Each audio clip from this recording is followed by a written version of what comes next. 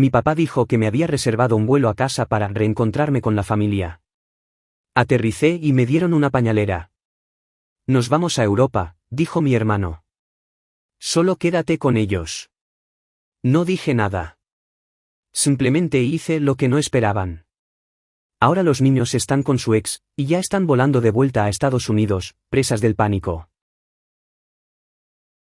Cuando mi padre me dijo eso, debería haber sabido que algo andaba mal. No habíamos tenido una conversación de verdad en años.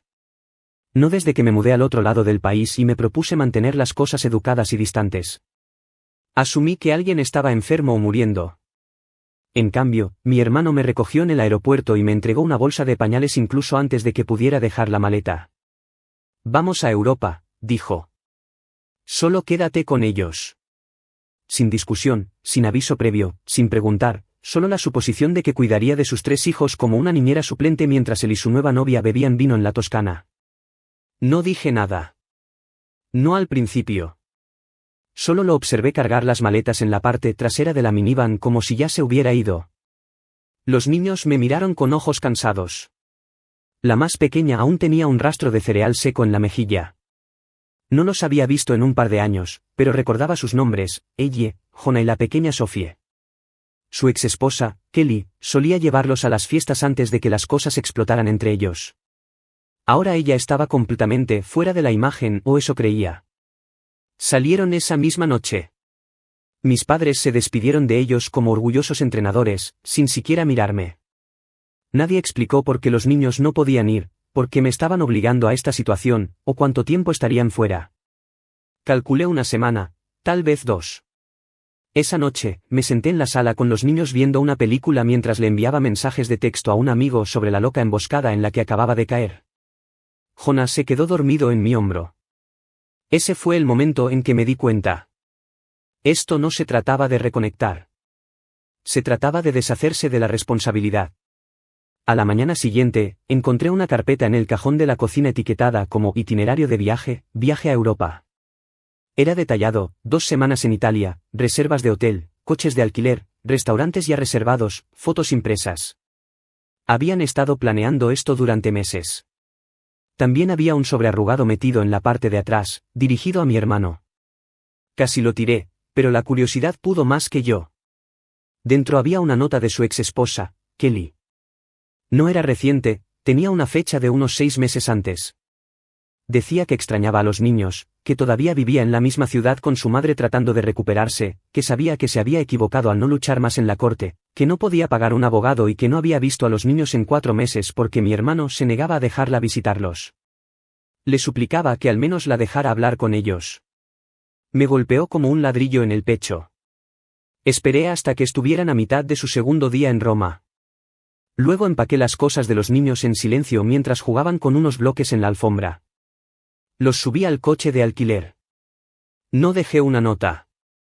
No envié un mensaje de texto. Simplemente conduje. Me tomó 4 horas llegar a la ciudad que mencionaba en la carta. No sabía si todavía vivía allí, pero algo me decía que no se había mudado lejos. El primer empleado de la tienda de comestibles al que pregunté recordó su nombre. Eso era todo lo que necesitaba. Cuando Kelly abrió la puerta y vio a los niños allí, se quedó paralizada, luego simplemente se arrodilló y los abrazó uno por uno. Su madre estaba detrás de ella, sin palabras. Esa noche, dormí en su sofá. Los niños se acurrucaron en sacos de dormir, más felices de lo que los había visto desde que bajé del avión. Finalmente le envié un mensaje de texto a mi hermano alrededor de la medianoche, están con su madre ahora. Me quedo aquí hasta que regreses. No me llames. Lo hizo de todos modos. Mi teléfono sonó sin parar. Mis padres también. Pero no respondí. Ahí es cuando las cosas realmente comenzaron a salirse de control. Aterrizaron de regreso en los Estados Unidos 2 días después, y la furia comenzó incluso antes de que su equipaje llegara a la cinta transportadora. Comenzó con un mensaje de texto casual de mi padre. Algo como, necesitamos hablar cuando tengas un minuto. No respondí. Luego, mi hermano envió una pared de mensajes que seguían iluminando mi pantalla como una máquina tragamonedas.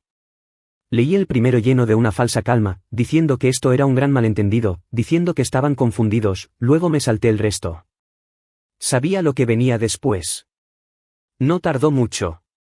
Al mediodía, todos me estaban llamando. Primero, mi madre, luego la nueva novia de mi hermano, luego mi padre otra vez. Cada mensaje de voz sonaba más desesperado que el anterior.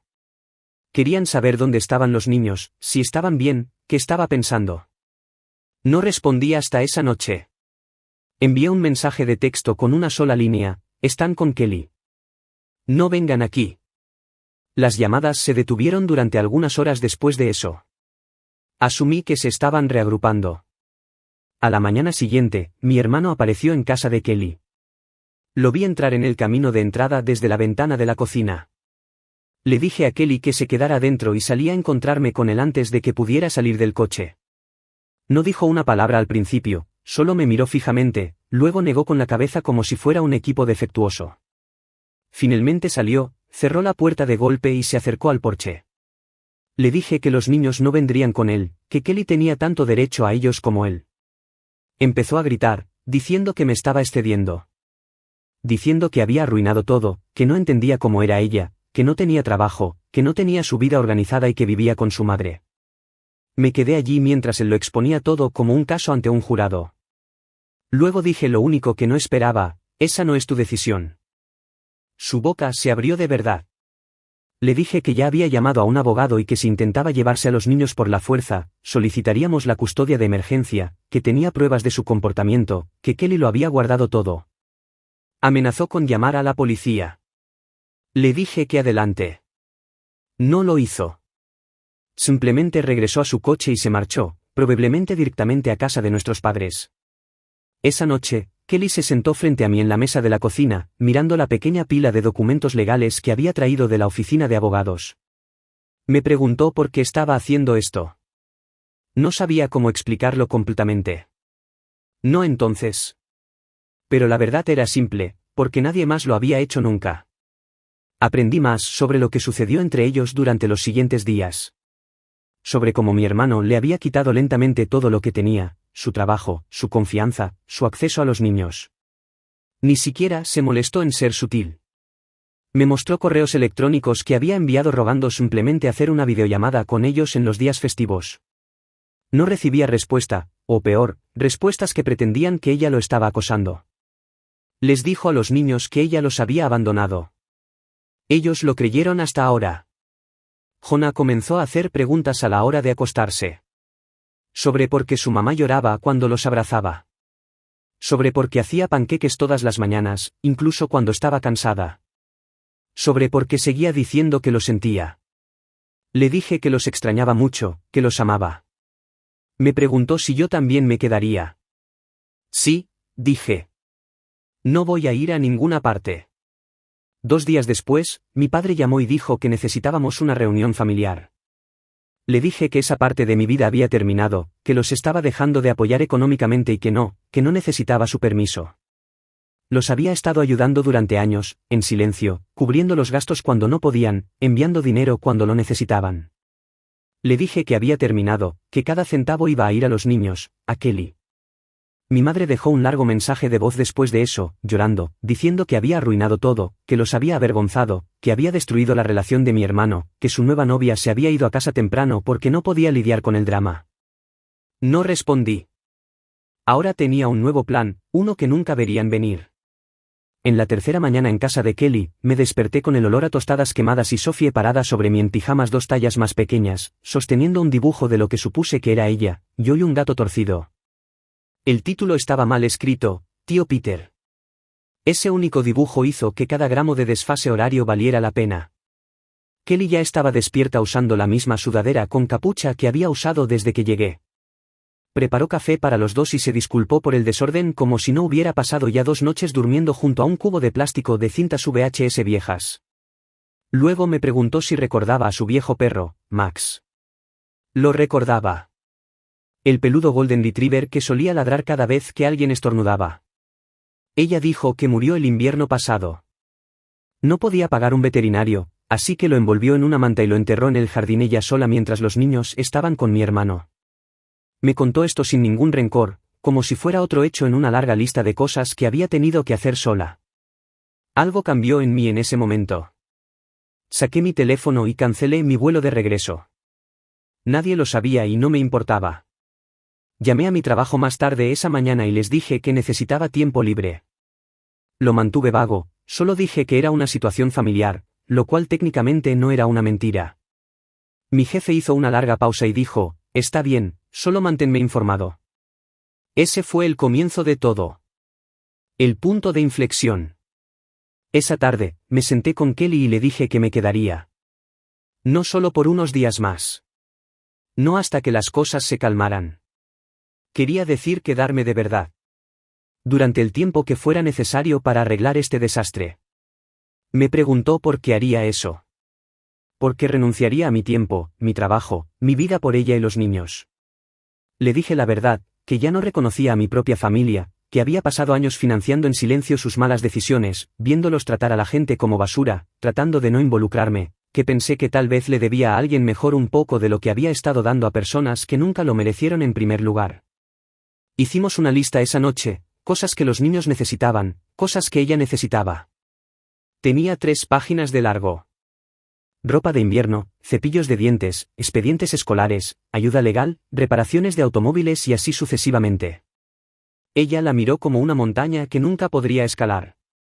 A la mañana siguiente, comencé a tachar cosas. Fuimos de compras primero. Le compré a cada uno de los niños zapatos adecuados y suficiente ropa para evitar que rotaran los mismos 3 conjuntos. Reemplazamos mochilas, loncheras, llenamos la despensa.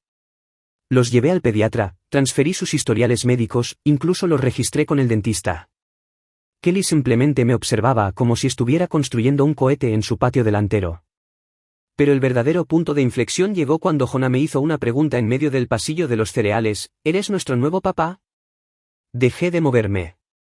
Le dije, no, ni siquiera cerca. Dije que solo era alguien que pensaba que merecían algo mejor. Y luego le dije algo más, algo que probablemente no debería haber hecho, no van a volver a casa de su papá. No pronto. Lo decía en serio. Mi hermano todavía lo estaba intentando. Los mensajes se volvieron más frenéticos. Primero fingiendo estar preocupado, luego amenazando, luego simulando legalidad, un correo electrónico de cese y desistimiento mal escrito copiado de internet. Dijo que estaba interfiriendo con la custodia, que me había llevado a sus hijos sin permiso, que tenía un abogado. Lo desafié.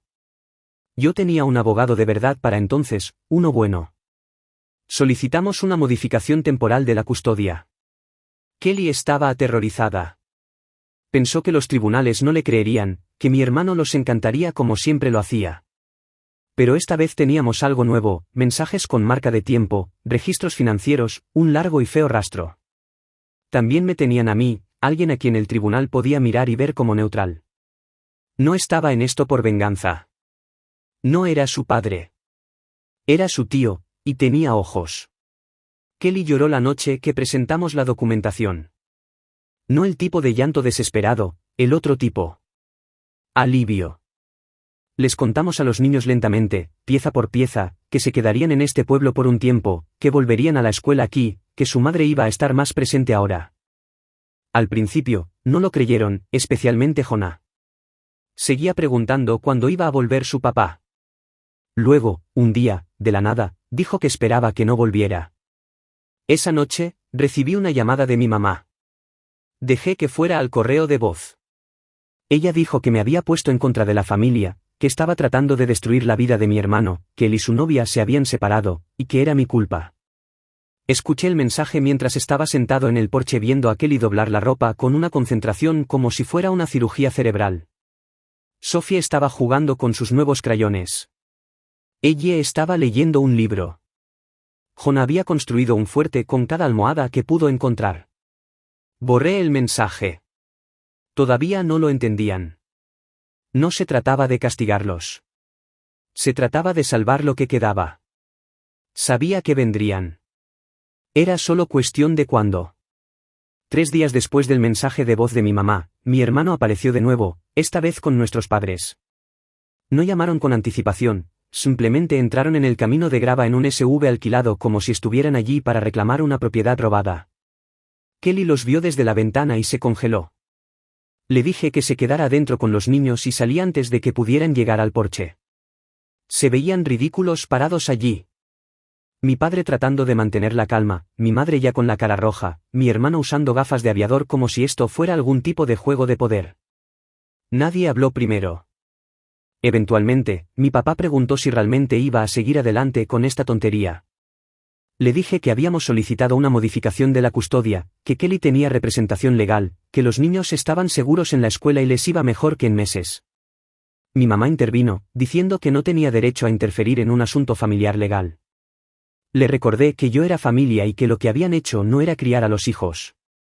Era abandono disfrazado de vacaciones. Fue entonces cuando mi hermano finalmente habló. Me acusó de manipular a Kelly, de usar su estado emocional para vengarme de él. Dijo que estaba lavando el cerebro de sus hijos. Me reí a carcajadas. Realmente me reí.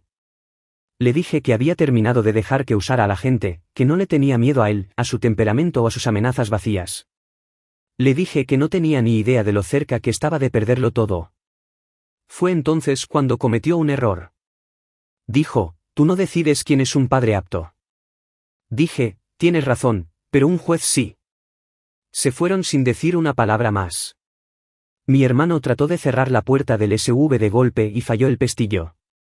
Mi madre me echó una última mirada, la misma que solía darme cuando era niño, y se negó a disculparse, como si hubiera traicionado alguna regla tácita.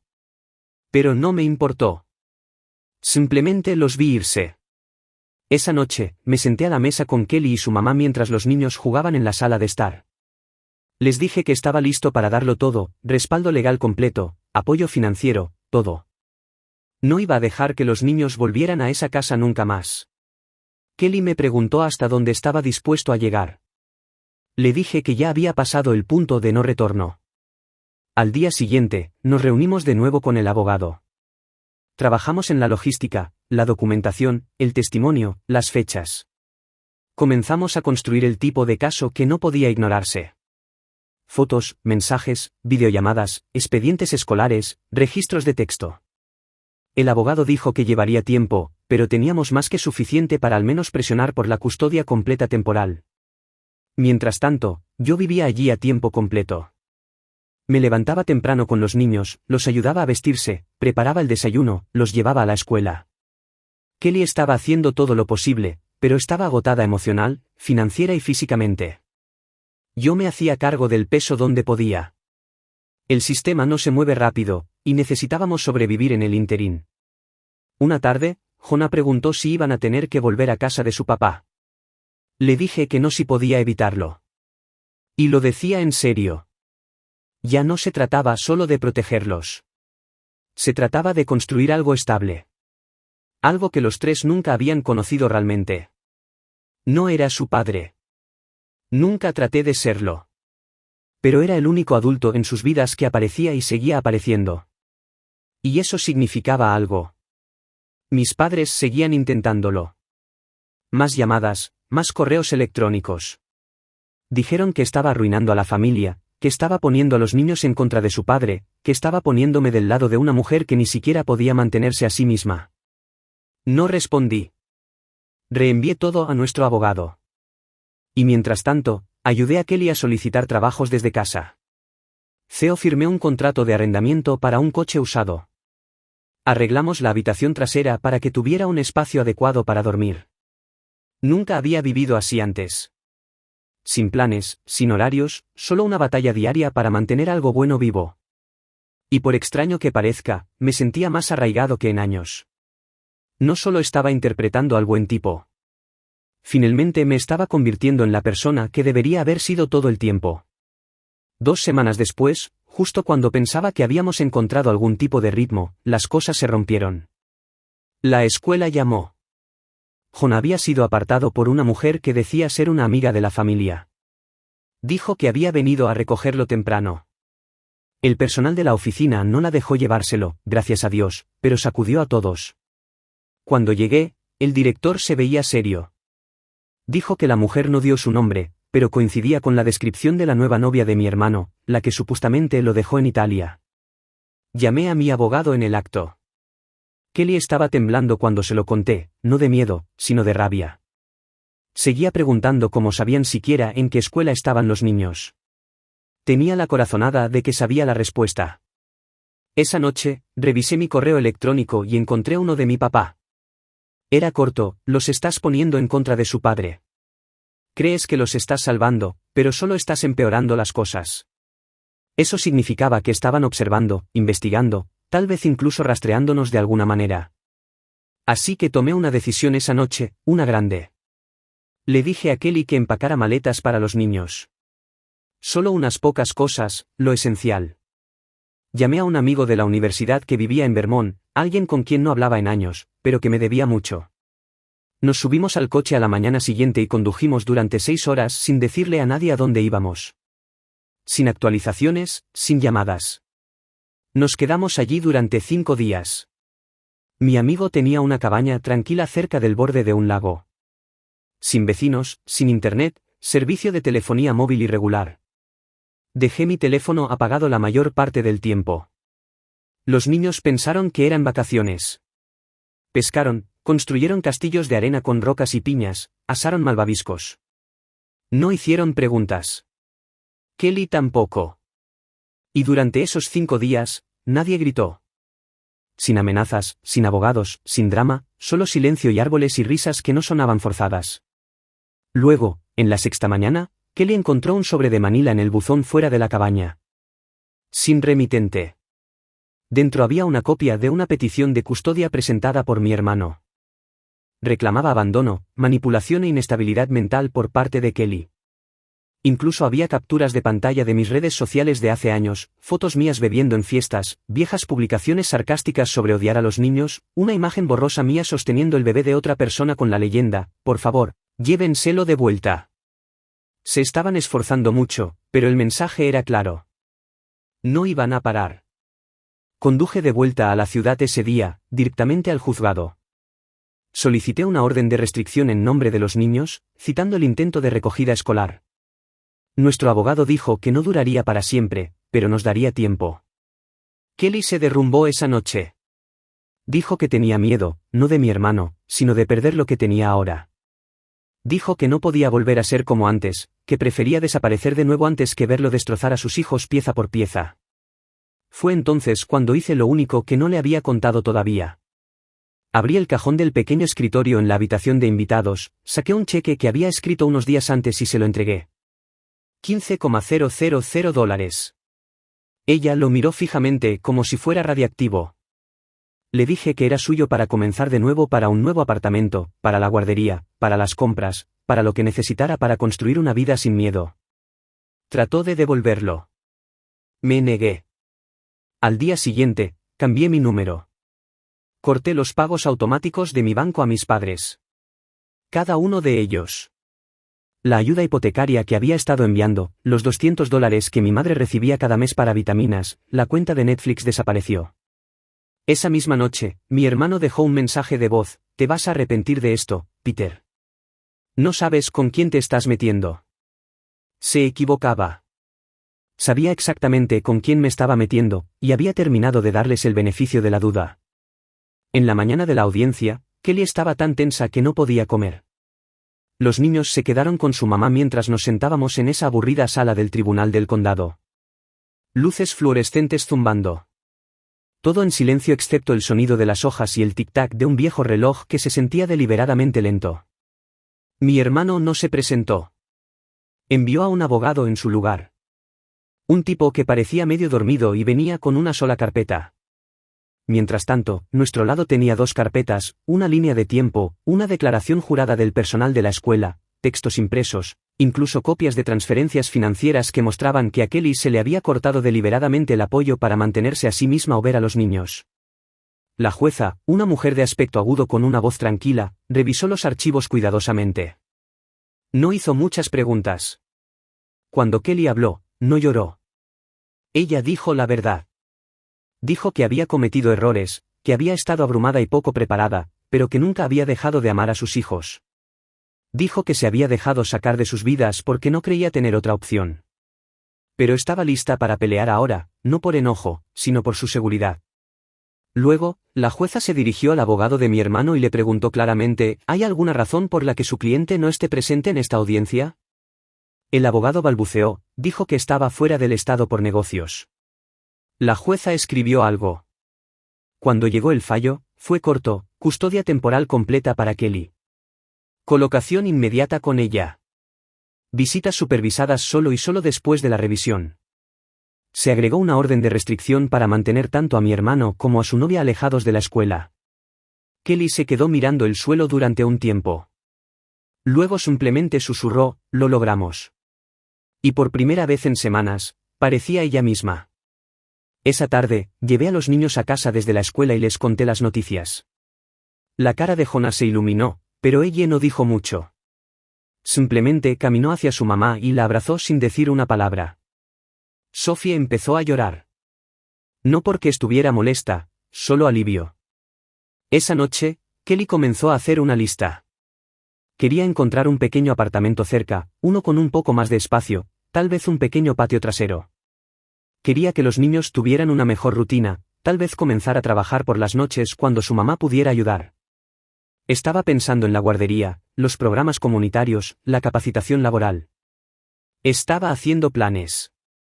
La ayudé a encontrar un lugar en un vecindario tranquilo con escuelas decentes. Pagué los primeros 3 meses de alquiler más un depósito. Le conseguí un coche usado con poco kilometraje. Me aseguré de que tuviera una computadora portátil, una impresora y la ayudé a solicitar trabajos de soporte remoto. Consiguió uno 2 semanas después. Ella seguía preguntando qué podía hacer por mí. Le dije que ya lo había hecho. En mi último día de estadía con ellos, los niños hicieron tarjetas de agradecimiento. Sophie dibujó nuestras figuras de palitos familiares tomados de la mano bajo un sol gigante. Jonah dijo que era mejor para hacer panqueques que su papá. Ella me dio una pequeña roca pulida del lago, la misma de la cabaña, y me dijo que quería que la guardara para siempre. Esa noche, después de que se durmieron, le entregué a Kelly el sobre que había estado guardando durante días, un cheque por $15,000. Suficiente para que realmente comenzara. Muebles, útiles escolares, ahorros, tal vez incluso un poco de tiempo libre. Ella lo miró fijamente durante mucho tiempo, luego me preguntó si esta era mi forma de decir adiós. Dije que no. Solo quería que tuviera algo que nunca más pudieran quitarle. A la mañana siguiente, empaqué mis cosas. La mamá de Kelly me abrazó como si fuera su propio hijo. Kelly no dijo mucho. No necesitaba hacerlo.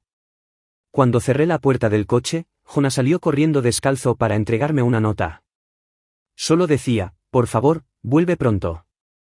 Conduje a casa en silencio.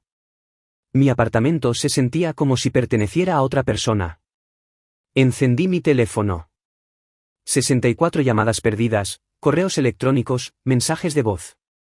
Uno nuevo de mi papá, Peter, has destruido a tu hermano. Espero que estés orgulloso de ti mismo. Otro de mi mamá, has roto esta familia. Y luego algo nuevo.